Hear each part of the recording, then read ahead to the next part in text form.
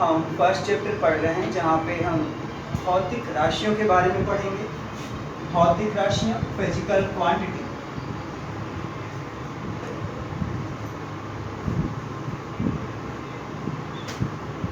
भौतिक राशियाँ, तो भौतिक राशि किसे कहते हैं? भौतिक विज्ञान में जिन राशियों का हम यूज करते हैं, उपयोग करते हैं, उन्हें हम भौतिक राशि, फिजिकल क्वांटिटीज कहते हैं। राशि क्या होती है? तो ऐसी कोई भी चीज़ जिससे का हम मापन कर सकते हैं, जिन्हें माप सकते हैं। जैसे बल, तो बल को माप सकते हैं 10 न्यूटन है कि 20 न्यूटन। किसी चीज़ का भार माप सकते हैं, तो भार एक राशि है। ओके, किसी चीज़ की लंबाई, लेंथ माप सकते हैं, तो वह एक राशि है। ठीक, और ऐसी राशियाँ जिनका यूज हम भौतिक विज्ञान में करते हैं, उन्हें भौतिक राशि या फिजिकल क्वांटिटीज कहते हैं। ठीक, तो कोई भी नाम ले लो अब तक जो आपने 9th या 10th की क्लासेस में पढ़ा है। जैसे 9th में पढ़ा आपने दूरी, विस्थापन, चाल, वेग, त्वरण, बल, कार्य, ऊर्जा, शक्ति, ये सब आपकी भौतिक राशियाँ हैं। आपने कक्षा 10 में पढ़ा विद्युत धारा, वैद्युत विभव, वैद्युत क्षेत्र की तीव्रता, चुंबकीय बल, चुंबकीय क्षेत्र की तीव्रता, तो ये सब हमारे प्रतिरोध, ये सब हमारी भौतिक राशियाँ। तो अब हम इन भौतिक राशियों का डिवाइड करेंगे, उनको अलग अलग भागों में बांटेंगे। तो भौतिक राशियों को 2 भागों में डिवाइड किया गया। पहला आता है फंडामेंटल क्वांटिटीज,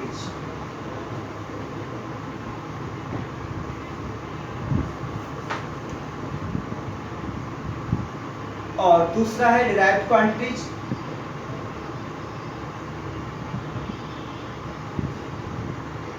मूल राशियां, व्युत्पन्न राशियां। नाम से ही पता चलता है, मूल राशियां मतलब ये मूल है सबकी, ये सबका सभी यहीं से पैदा हुए।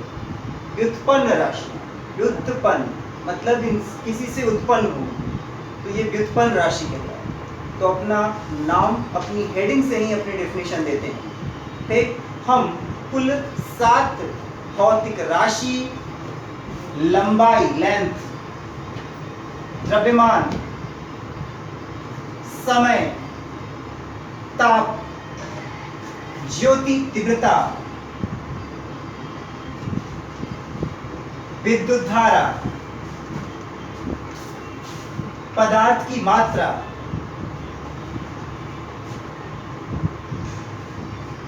ये कुल 7 हमारी मूल राशियां कहलाती हैं। इन्हें हम मूल राशि कहते हैं।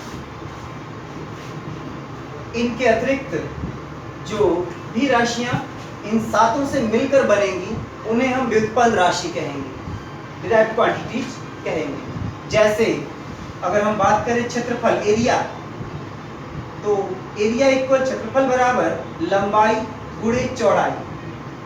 तो लंबाई और चौड़ाई ये दोनों एक तरह की लेंथ ही है। तो लंबाई हमारा फंडामेंटल क्वांटिटीज है, उसकी सहायता से ये बना है, तो ये हमारा डिराइव्ड क्वांटिटीज, व्युत्पन्न राशि हो गई। ऐसे ही आयतन, आयतन तो या तो लंबाई गुणे चौड़ाई गुणे ऊंचाई, या किसी और का आयतन हो तो भुजा घाते 3। ठीक, तो इस तरह से 3 तरह की लंबाइयों का गुणनफल होने से ये प्राप्त हुआ है।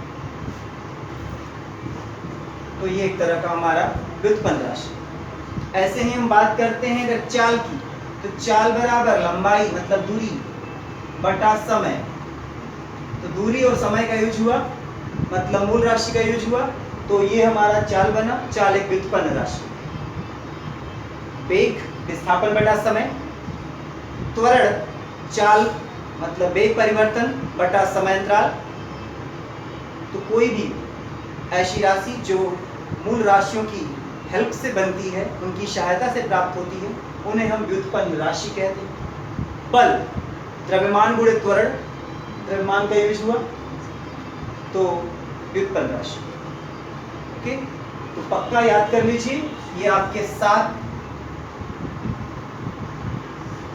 मूल राशियां हैं। इनको छोड़ दें तो इनके अतिरिक्त इनकी हेल्प से जो राशि बनेगी हमारी, वो कहलाएंगी डिराइव्ड क्वांटिटीज, व्युत्पन्न राशि। तो हमने जाना राशियों के प्रकार, ठीक, उनकी उत्पत्ति के आधार पर, ठीक, इस 7 को मानकर उनके आधार पर हमने बाकी को प्राप्त किया, उनसे बनाया, तो हमारे व्युत्पन्न राशि। अब बात आती है कि इनका मापन करने की, measurement of the physical quantities का मापन, भौतिक राशियों का मापन। तो मेजरमेंट किया जाए, इनका मापन किया जाए। तो किसी भी चीज को मापना क्यों आवश्यक है, पहले ये तो जाने। ओके, तो अगर हमारे पास दो वस्तुएं हैं और दोनों का भार, ठीक, एक बहुत भारी वस्तु है, एक हमने बड़ा सा पत्थर ले लिया और एक छोटा सा कोई लकड़ी का टुकड़ा लिया, तो हम देखेंगे कि पत्थर भारी है, तो हम तो जान गए ये भारी है, ये हल्का है।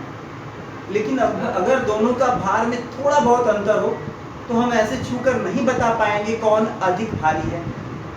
या दो चीजें भारी हैं, लेकिन तब ये नहीं बता पाएंगे कितना ज्यादा भारी है, कितना न्यूटन या कितना किग्रा भार, उसका भार अधिक है। तो इसके लिए हमें मापन की आवश्यकता हो। अगर मुझे इसका भार मापा गया होता और दूसरे का भार मापा हुआ है, तो दोनों के भारों का माप को घटाना कर दें, जो घटाने पे राशि आएगी वो बताएगा कि कितना अधिक है। तो इसलिए मापन जरूरी है।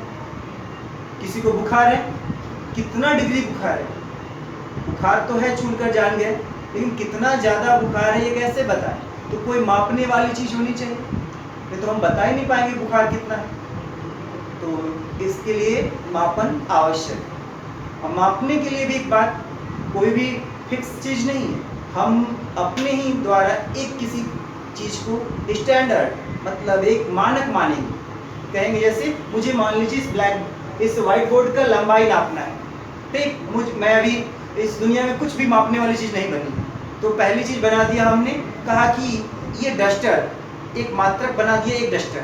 तो अब इसकी लंबाई हम इसकी सहायता से माप सकते हैं। 3 डस्टर, 4, 5, 6, 7, 8, तो 8 डस्टर इसकी लंबाई। तो हमने एक मानक माना, एक डस्टर। एक डस्टर क्या है? मानक है। और ये मानक की सहायता से हमने इस डस्टर को मानक मान लिया, इसकी लंबाई को मानक मान लिया, इसकी सहायता से हमने लंबाई मापी, तो लंबाई का मात्रक हो गया एक डस्टर। तो किसी भी भौतिक राशि के माप करने के लिए जिस मात्रक या जिस मानक का प्रयोग करेंगे, उसे मात्रक कहते हैं। भौतिक राशि के लंबाई को या भौतिक राशि को मापने के लिए जो मानक यूज करेंगे, जो स्टैंडर्ड यूज करेंगे, वो मात्रक कहलाएगा। तो हमने अभी इस व्हाइट बोर्ड की लेंथ नापी है, उसके लिए हमने नया मात्रक बना दिया, ठीक। ये डस्टर को हमने मान लिया एक मानक मान लिया, और इसकी सहायता से मैंने नाप दिया इसको, तो एक डस्टर हमारा एक मात्रक है, और इसकी लंबाई 8 डस्टर आ गई। तो एक तरह से डेफिनेशन आएगी, तब हम मात्रक चाहिए हमें मापने के लिए। मापन करना है तो हमें मात्रक चाहिए, और मात्रक क्या होते हैं? मानकों से बनते हैं। कोई मानक हमने रखना होगा कि ये फिक्स कर देंगे, इसी का सब लोग यूज करेंगे। अब किसी को भी लंबाई नापनी हो तो वो इस डस्टर का यूज करेगा, ऐसे ही लंबाई का नाप कर ले जाएगा और एक डस्टर से नापेगा अपनी लंबाई। तो ऐसे ही हमारे यहाँ मानक माना गया 1 मीटर। अब वो 1 मीटर सब लोग यूज करते हैं, वो मानक है। तो किसी भौतिक मात्रक किसे कहते हैं? किसी भौतिक राशि के परिमाण, मतलब उसका मान कितना है, किसी भौतिक राशि के परिमाण, मैग्नीट्यूड, भौतिक राशि के परिमाण को मापने के लिए जिस मानक का प्रयोग करते हैं उसे मात्रक कहते हैं। भौतिक राशियों के परिमाण को मापने के लिए जिन मानकों का हम प्रयोग करते हैं उसे मात्रक कहते हैं। ये मात्रक 2 प्रकार के होंगे, क्योंकि अभी हमने पढ़ा कि भौतिक राशि 2 प्रकार की होती है, मूल राशि और व्युत्पन्न राशि, फंडामेंटल क्वांटिटीज। तो यहां पर आ गया फंडामेंटल यूनिट, मात्रक को यूनिट कहते हैं। तो फंडामेंटल यूनिट, डिराइव्ड यूनिट,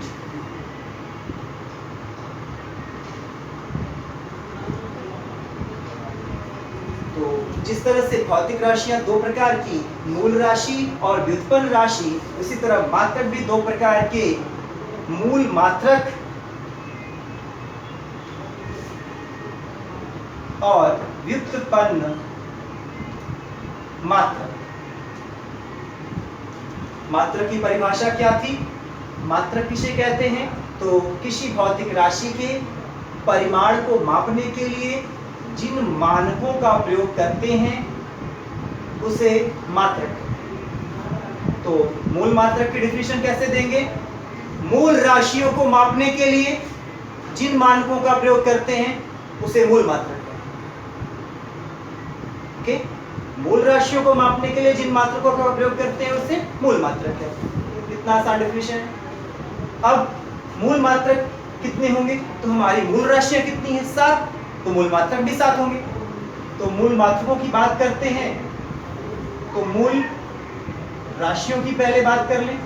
मूल राशियां और मूल मात्रक। मूल राशियां हमारी 7 थी। लंबाई, द्रव्यमान,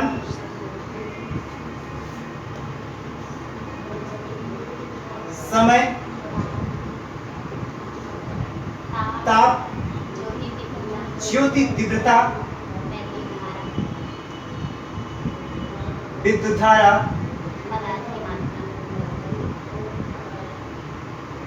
पदार्थ की मात्रा।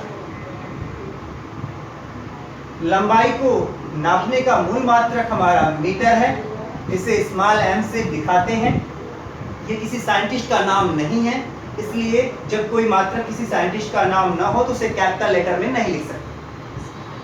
द्रव्यमान किलोग्राम, ये भी किसी साइंटिस्ट का नाम नहीं है, इसलिए स्मॉल के। समय,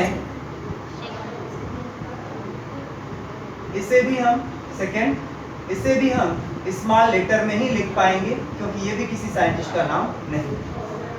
ताप केल्विन,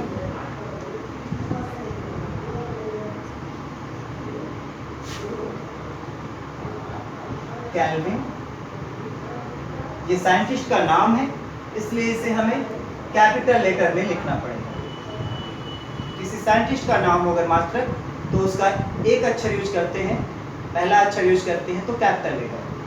ज्योति तीव्रता कैंडेला, ये किसी साइंटिस्ट का नाम नहीं है, इसलिए स्मॉल। विद्युत धारा एम्पियर, ये साइंटिस्ट का नाम है, तो अगर एक अक्षर लिखेंगे तो ए से, एक से ज्यादा लिखेंगे तो स्मॉल करना पड़ जाएगा। ठीक। पदार्थ की मात्रा मोल, इसे भी हम स्मॉल लेटर से ही लिखेंगे। वैसे कुछ लोग इसका शॉर्ट फॉर्म है MOLE होता है, लेकिन इतना लिखते हैं, बस इतना लिखते हैं, फुल फॉर्म में पूरा लिखते हैं। तो ये हमारे 7 मूल राशियां और इनके मूल मात्रक हो गए। तो हमने जाना मूल मात्रक क्या होते हैं। अब हम बात करेंगे व्युत्पन्न मात्रक की।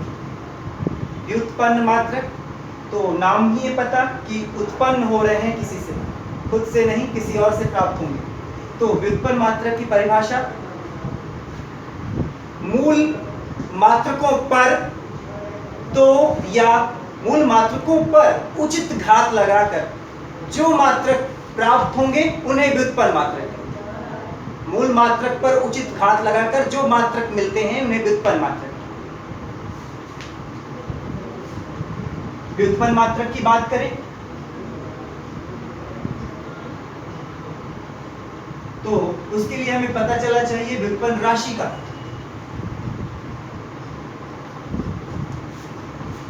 व्युत्पन्न राशि डिराइव्ड क्वांटिटीज और व्युत्पन्न मात्रक, तो इन सब के लिए हमें पहले फार्मूला पता होना चाहिए, क्योंकि ये मूल राशियों से या मूल राशियों के मात्रक से, मतलब मूल मात्रकों से प्राप्त होंगे। तो अगर कोई व्युत्पन्न राशि हमने जैसे क्षेत्रफल एरिया ले लिया तो फार्मूला इसका पता है, लंबाई गुणे चौड़ाई।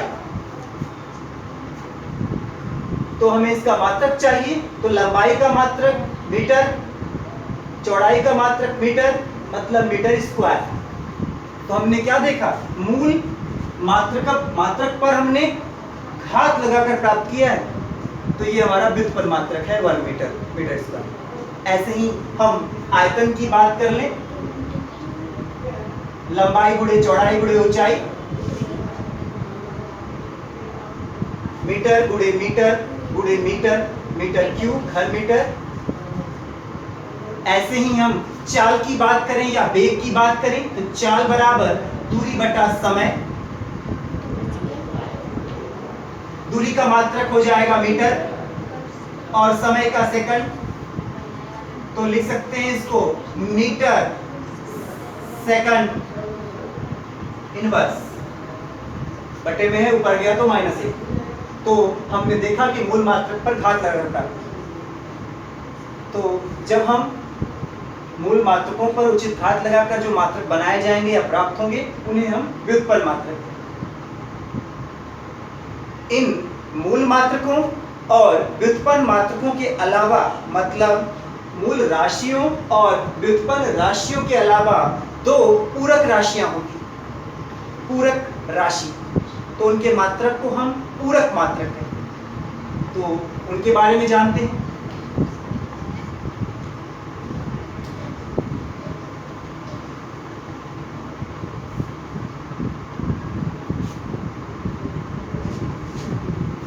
पूरक राशियां,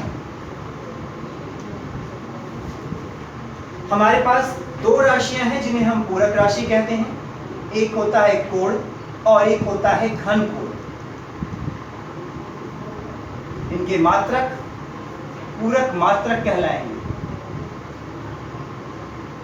कोण का हो गया रेडियन और घन कोण का स्टेरेडियन।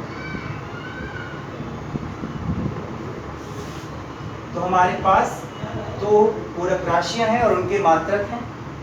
अब हम बात करें कोण क्या होता है, तो पिछली कक्षाओं में हमने पढ़ा है कि दो रेखाओं के बीच, अगर दो रेखाएं किसी बिंदु पर मिलती हैं तो उनके बीच के झुकाव को कोण कहते हैं। ठीक, घन कोण की बात करें तो दो तल, मतलब ये वाला प्लेन और ये प्लेन, दो तल जब आपस में कहीं एक जगह मिलने तो उनके बीच का झुकाव जो है वो घन कोण कहलाएगा। ठीक, मान लीजिए आपके पापा आपके लिए तरबूज लेकर आए, तरबूज, और उसको आपने इस तरह काट कर खा लिया, तो कुछ वो इस तरह से दिखाई देगा, ऐसे।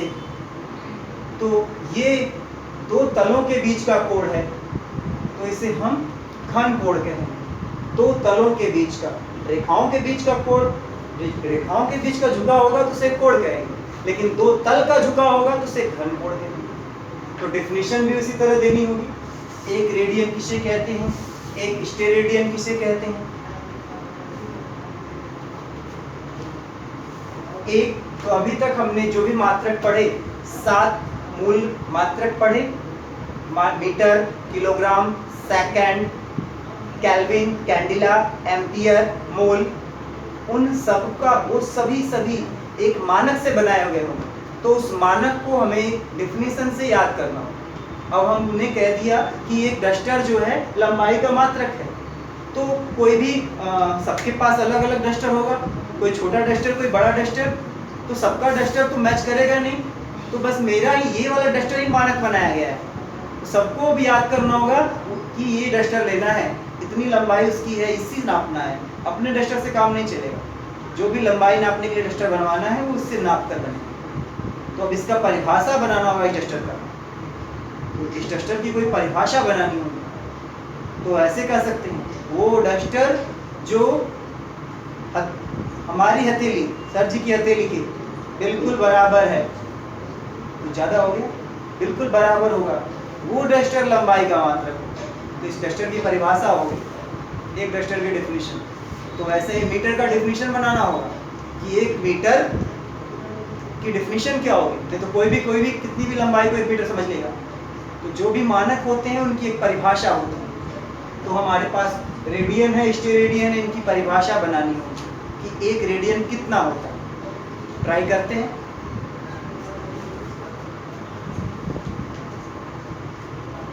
एक रेडियन।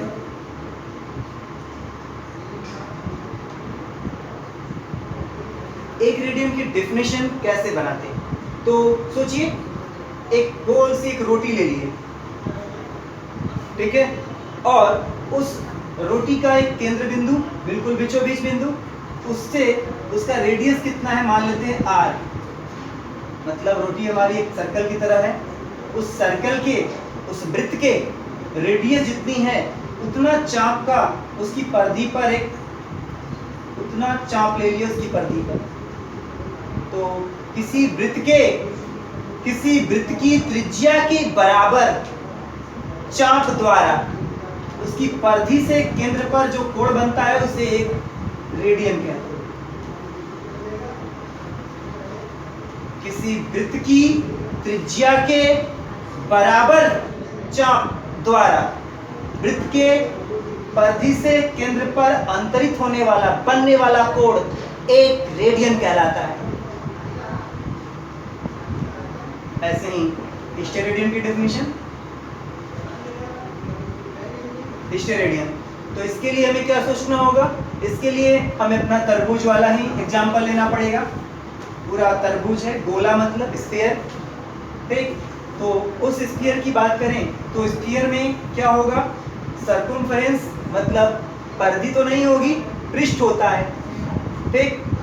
पृष्ठ 4πr² क्षेत्रफल, और पृष्ठ का क्षेत्रफल होता है। परिधि तो थी लंबाई, परिधि की लंबाई होती इसलिए त्रिज्या के बराबर बात हुई थी, लेकिन पृष्ठ तो क्षेत्रफल, और क्षेत्रफल तो दो भुजाओं का गुणनफल होगा, मतलब वर्ग मीटर होगा उसका। तो अगर हम इस तरबूज का त्रिज्या r है और इस त्रिज्या का वर्ग कर लें, इस त्रिज्या का वर्ग कर लें, तो जितना एरिया आएगा तरबूज का पृष्ठ पर, उस वर्ग r² के, जितना r² के बराबर का एरिया जितना घन कोण बनाएगा वो एक स्टेरेडियन कहलाएगा। तो एक स्टेरेडियन की डेफिनेशन, किसी गोले के त्रिज्या के वर्ग के बराबर क्षेत्रफल, क्षेत्रफल कितना चाहिए? त्रिज्या के वर्ग के बराबर क्षेत्रफल द्वारा गोले के पृष्ठ से गोले के केंद्र पर बनने वाला कोण, बनने वाला घन कोण एक स्टेरेडियन कहलाता है। तो स्टेरेडियन की डेफिनेशन देनी है तो गोला बोलना होगा, और रेडियन की डेफिनेशन देनी होगी तो वृत्त। तो कैसे कहें? किसी गोले की त्रिज्या के वर्ग के बराबर क्षेत्रफल द्वारा गोले के पृष्ठ से गोले के केंद्र पर जो कोण बनता है, या जो घन कोण बनता है, घन कोण है, उसे एक स्टेरेडियन कहते हैं। तो हमने इन दो मानकों का परिभाषा भी बना लिया। ऐसे ही हमें अपने सातों मूल मात्रकों का परिभाषा भी बनाना होगा। सातों मूल मात्रकों की परिभाषा बनानी होगी।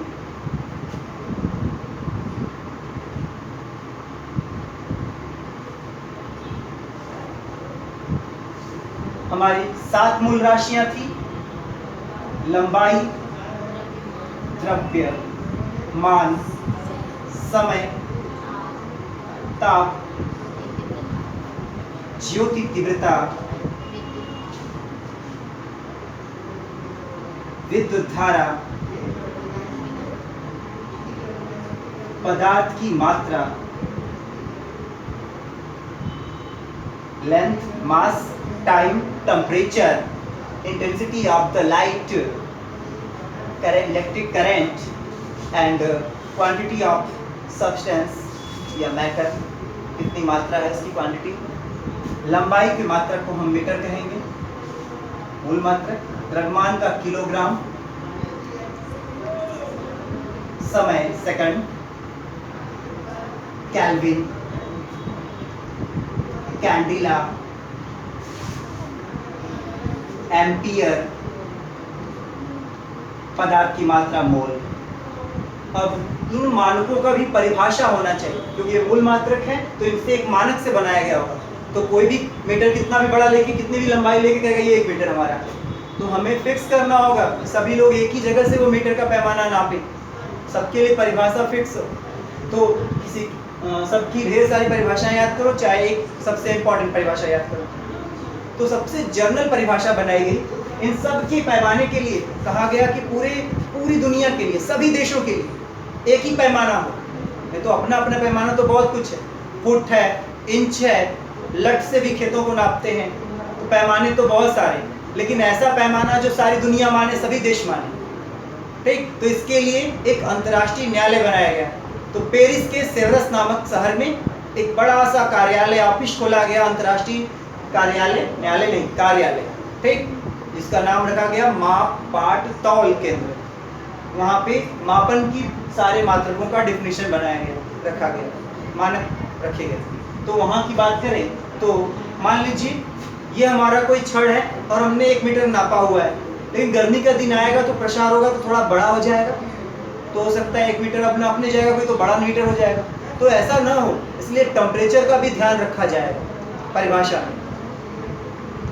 तो मीटर की परिभाषा देनी है हमें।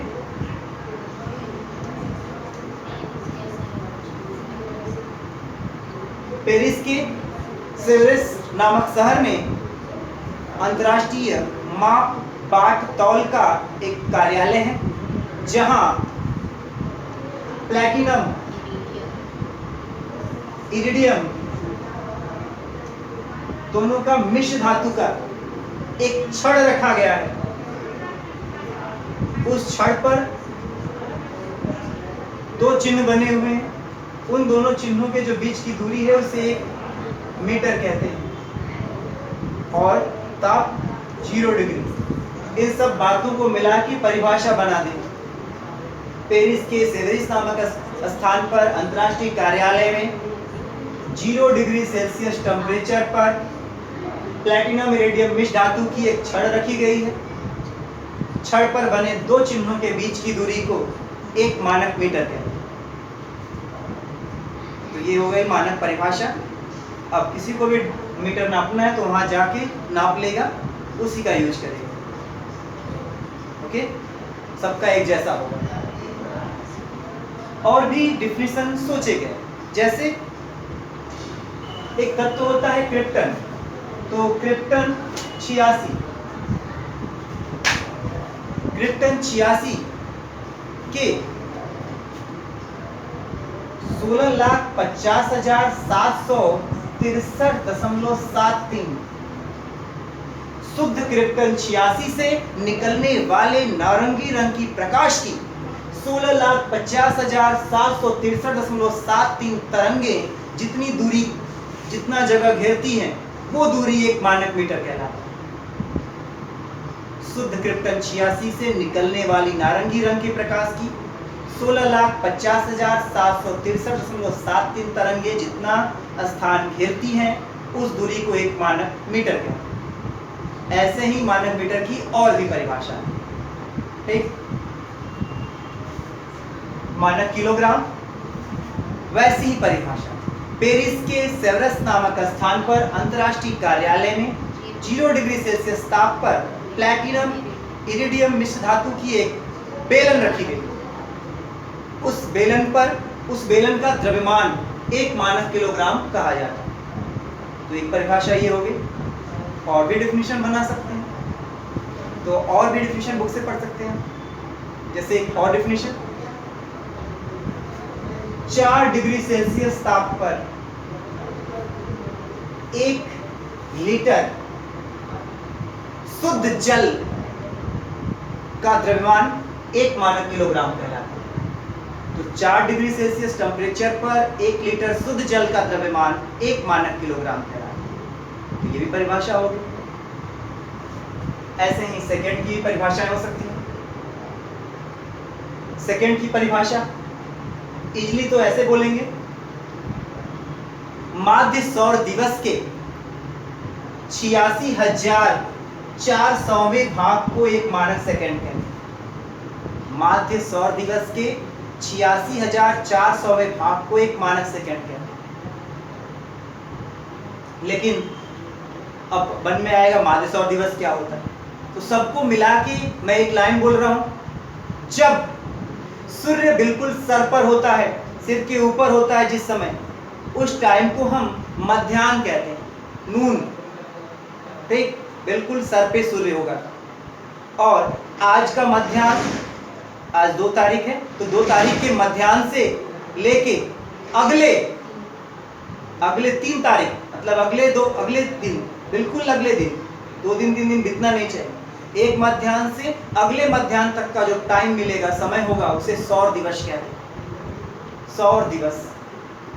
और वर्ष भर में, एक साल के अंदर जितने सौर दिवस आएंगे, उन सौर दिवसों के समय में दिनों की संख्या 365 से भाग देने पर माध्य सौर दिवस प्राप्त होता है। और माध्य सौर दिवस के 86,400वें भाग को एक मानक सेकंड है। तो हमने जाना मानक सेकंड क्या होता है।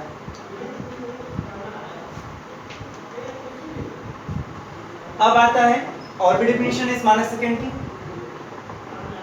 एटॉमिक वॉच, परमाणु घड़ी में, ऐसी घड़ी नहीं है, ठीक, परमाणु घड़ी, जिसमें परमाणु घड़ी में सीजियम का परमाणु, सीजियम धातु है, ठीक, एक सीजियम धातु का परमाणु जितने समय में 91, 92, 631, 770 बार कंपन कर देता है, वाइब्रेशन करता है, इतनी बार कंपन कर दे ये नंबर। परमाणु घड़ी में सीजियम धातु का परमाणु जितने समय में 91, 92, 631, 770 बार कंपन कर जाए, उतने समय को एक मानक सेकंड, मतलब 1 सेकंड में सीजियम धातु का परमाणु इतनी बार जो है कंपन करता है, ठीक, तो उस समय को मानक सेकंड कहता है। ऐसे ही हम बाकी की परिभाषा भी बना सकते हैं। केल्विन, तो केल्विन का टेम्परेचर कैसे बनाया गया, इस टेम्परेचर मात्रक, इसे माना गया कि 0 डिग्री सेल्सियस टेम्परेचर, मतलब जिस ताप पर जल जो है वो जम जाए, ठीक, या जमना शुरू हो, पिघलना शुरू होगा या जमना शुरू होगा। तो यहाँ के बाद के टेम्परेचर के बाद जल 4 डिग्री से घनत्व बढ़ना शुरू हो जाता है, ठीक, और 0 के बाद जमना शुरू हो जाता है। तो 0 के बाद जमेगा, 0 से आगे बढ़ेंगे 1 डिग्री 2 डिग्री तो पिघलना शुरू होगा। और उसके लिए मौसम की भी बात करनी, तो सामान्य दाब पर सामान्य दाब होना चाहिए, वायुमंडलीय दाब सामान्य होना चाहिए, ठीक, सामान्य दाब पर, ठीक, जल जिस ताप पर जो है, जिस ताप पर बर्फ पिघलता है, मतलब बर्फ का गलनांक, और जल उबलता है, जिस पे जल उबलता है 100 डिग्री, ठीक, तो वह ताप जिस पर सामान्य दाब पर, ठीक, वह सामान्य दाब पर जिस पर बर्फ जो है पिघलता है और जल उबलता है, उस ताप की, उन दोनों, मतलब 2 ताप ले लिए हमने और उनके 100 टुकड़े कर दिए। जिस पे जल, बर्फ पिघल रहा है और जिस पे जल उबल रहा है, उतने टेम्परेचर को लेकर उनके बीच का जो भाग है उसके 100 टुकड़े कर दिए, तो एक टुकड़ा एक केल्विन कहलाता है। उबलते हुए जल के ताप और पिघलते हुए बर्फ के ताप के 100वें भाग को एक केल्विन कहते हैं।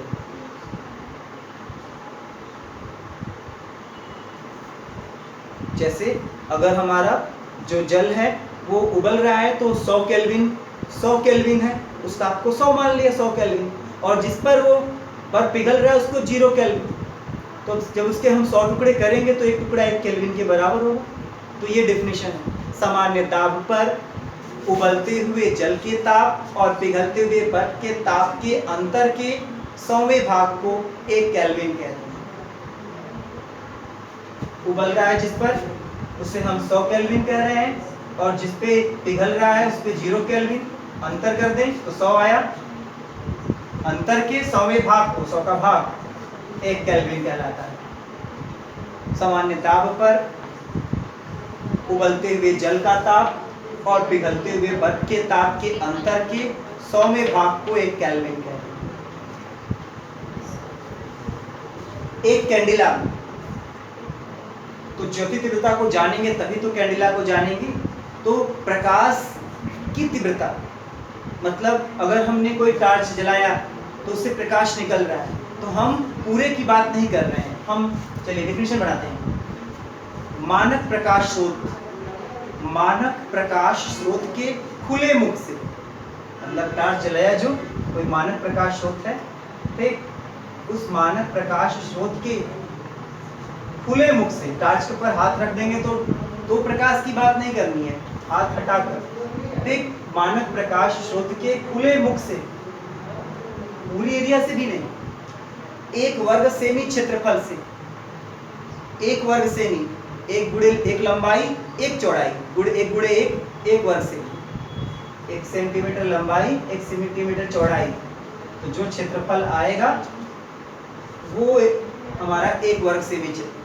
तो मानक प्रकाश स्रोत के खुले मुख के 1 वर्ग सेमी क्षेत्रफल से निकलने वाला प्रकाश का 1/60 भाग जो है वो 1 कैंडिला के बराबर है। जबकि मानक प्रकाश स्रोत का जो ताप है वो प्लेटिनम के गलनांक के बराबर है। प्लेटिनम जिस ताप पे गल जाता है उतना ताप होना चाहिए। तो परिभाषा आसान है, थोड़ा सा माइंड में आपको उसका फिगर सोचना होगा। मानक प्रकाश स्रोत के खुले मुख के 1 वर्ग सेमी क्षेत्रफल से निकलने वाली प्रकाश की ज्योति तीव्रता के 1/60वें भाग को 1 कैंडिला कहते हैं। अब आता है हमारे सामने 1 एम्पियर की परिभाषा। थोड़ी सी प्यारी परिभाषा है, बिना मन में चित्र को सोचे ये परिभाषा याद नहीं हो। परिभाषा सुनिए ध्यान से। निर्वात में मतलब जहां हवा नहीं है, निर्वात में एकांक दूरी पर, मतलब दूरी कितनी है 1 मीटर, 1 मीटर दूरी पर, निर्वात में एकांक दूरी पर रखे 2 सीधे समांतर, सीधे और समांतर अनंत लंबाई के चालक तार, तार की लंबाई अनंत, निर्वात में एकांक दूरी पर रखे 2 सीधे समांतर अनंत लंबाई के चालक तारों में प्रवाहित एक समान धारा प्रवाहित की जाए। इसमें भी जितने एम्पियर की धारा इसमें प्रवाहित कर रहे हैं उतनी एम्पियर की धारा इसमें समान धारा प्रवाहित की जाए, तो उनके प्रति एकांक लंबाई पर लगने वाला जो वैद्युत बल F है वो 2 गुणे 10⁻⁷ न्यूटन हो। ठीक, उनके बीच जो बल लग रहा है, चुंबकीय बल या प्रतिकर्षण बल या आकर्षण बल, जो आकर्षण या प्रतिकर्षण बल लग रहा है वो 2 गुणे 10⁻⁷ न्यूटन हो, तो उनमें जो धारा हमने प्रवाहित की है वो 1 एम्पियर के बराबर है। ऐसे परिभाषा देंगे। फिर से एक बार, निर्वात में एकांक दूरी पर रखे 2 सीधे समांतर अनंत लंबाई के चालक तारों में एक समान धारा प्रवाहित की जाए, तो उनकी एकांक लंबाई पर लगने वाला प्रतिकर्षण या आकर्षण बल 2 गुणे 10⁻⁷ न्यूटन हो, तो उनमें प्रवाहित धारा का मान 1 एम्पियर कहलाता है। ये इसकी ओरिजिनल परिभाषा है 1 एम्पियर की। और भी परिभाषाएं हम बना सकते हैं। कैसे? हम जानते हैं क्या कि I बराबर Q/T, आवेश प्रवाह की दर को धारा कहते हैं। तो I का मात्रक 1 एम्पियर होता है और इसका 1 कूलाम और 1 सेकेंड। तो हम कह सकते हैं कि यदि किसी चालक में 1 सेकेंड में 1 कूलाम आवेश प्रवाहित हो तो उसमें बहने वाली धारा 1 एम्पियर कहलाती है। लेकिन ये परिभाषा यहाँ नहीं देनी है, हमें ये देनी है और इसे सोच समझकर बोलेंगे एकदम याद हो जाएगा। निर्वात में रखे 2 सीधे समांतर, कहाँ रखें? 1 मीटर दूरी पर।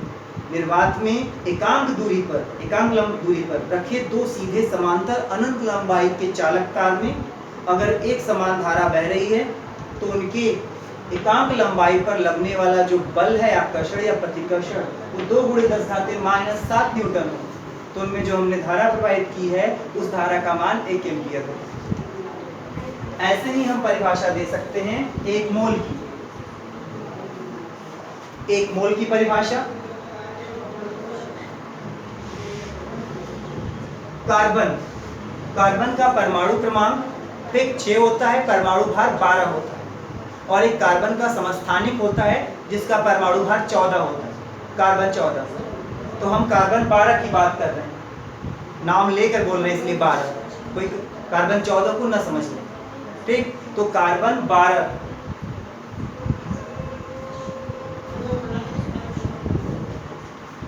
किसी पदार्थ, कोई पदार्थ लिया हमने, ठीक, कोई मैटर लिया, उसमें उतने अणु हों या उतने परमाणु हों, किसी पदार्थ में उतने अणु हों या उतने परमाणु हों जितने कार्बन 12 के 12 ग्राम में